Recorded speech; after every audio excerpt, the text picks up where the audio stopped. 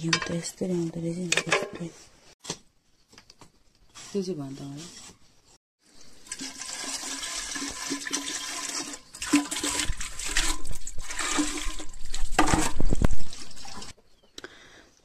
आज म मुही पार्ने तर्खरमा छु गाइज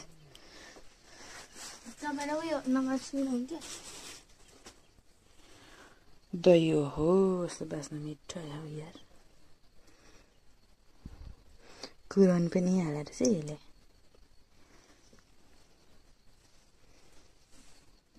अब यसलाई मलाई थाहा छैन मही कसरी पार्ने भन्ने कुरा घारघुर बनाउने है यो चाहिँ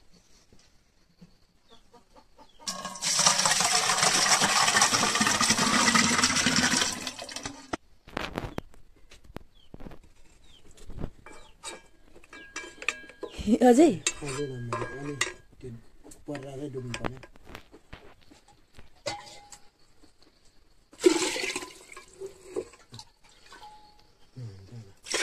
भयो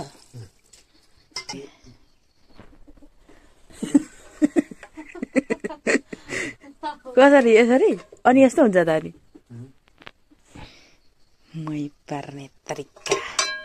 अब यसरी यो तान्नु पर्यो होइन कुन यो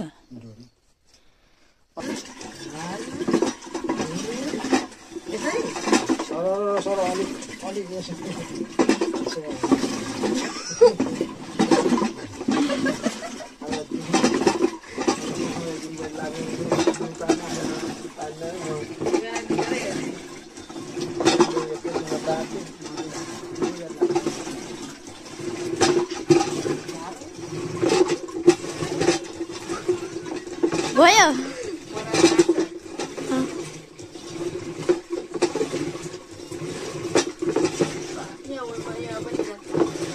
कहाँ यहाँ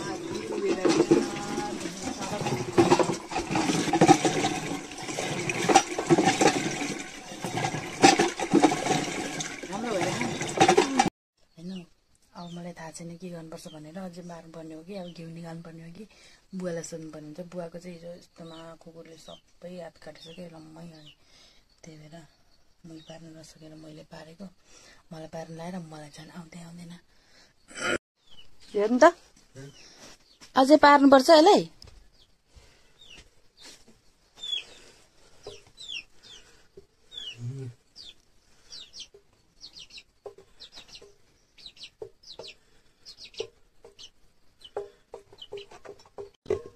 अझै पार्नु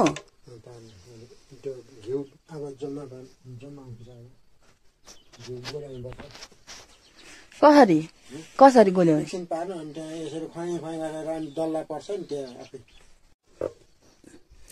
घिउ त यस्तरी आउँदो रहेछ नि त्यस्तै घिउ अझै पार्नु त होला नि हातै गल्यो खरक्क भयो